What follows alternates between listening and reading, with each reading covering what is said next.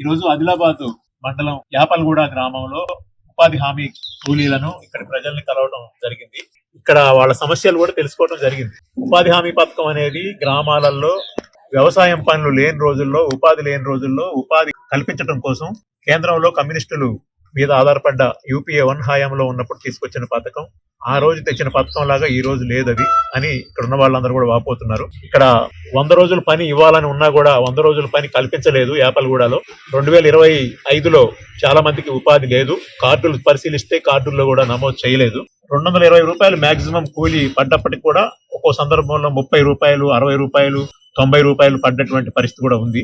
ఆ రకంగా కోతలు పెట్టారు. అంటే నరేంద్ర మోడీ ప్రభుత్వం వచ్చిన తర్వాత ఉపాధి హామీ పథకం ఎలా ఉంది అనేది చూసినప్పుడు వాళ్ళు చెప్పిన దాని ప్రకారం చూస్తే మేట్లని రద్దు చేశారు, గ్రూపుల్ని రద్దు చేశారు, అట్లనే ఉపాధి అనేది అన్ని దాదాపుగా తగ్గించేశారు. ఇప్పుడు కొత్తగా చెప్పేది ఏంటంటే ప్రారంభంలో ఒకటి ఫోటో దిగాల, చివరిలో ఒక ఫోటో దిగాలని చెప్పేసి అక్కడ నెట్ లేనటువంటి చోట్ల, లేకపోతే అది గూగుల్ లొకేషన్ చూపించేటువంటి చోట్ల దిగాలనేటువంటి చెప్తా ఉన్నారు. ఇట్లా అన్ని రకాలుగా దీన్ని ఉపాధి కల్పించేటువంటి పథకంగా కాకుండా ఉపాధిని నిరాకరించే పథకంగా దీన్ని తయారు చేస్తున్నటువంటి పరిస్థితి ఉన్నది. కాబట్టి ఈ 11 మంది ఉన్నటువంటి గ్రూపునికి ఒక గ్రూప్ ఉంది ఇక్కడ, మాకు ఏడాదిగా పని లేదని కూడా చెప్తా ఉన్నారు. ఇట్లాగా కొంతమంది ఏమో ఇందిరమ్మ ఇల్లు శాంక్షన్ అయినటువంటి వాళ్ళకి ఉపాధి హామీ పథకం డబ్బులు 50-60 వేల రూపాయలు డైవర్ట్ చేశారు.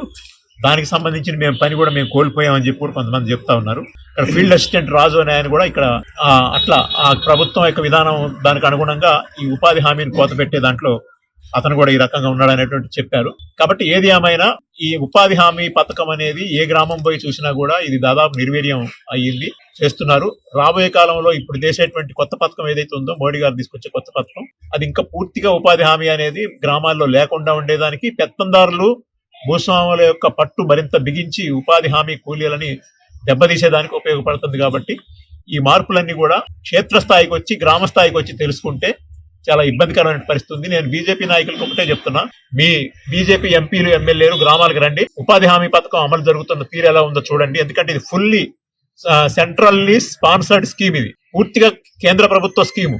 కానీ ఇప్పుడు కేంద్ర ప్రభుత్వం 40% నిధుల్ని ఉపసంహరిస్తానని చెప్తుంది.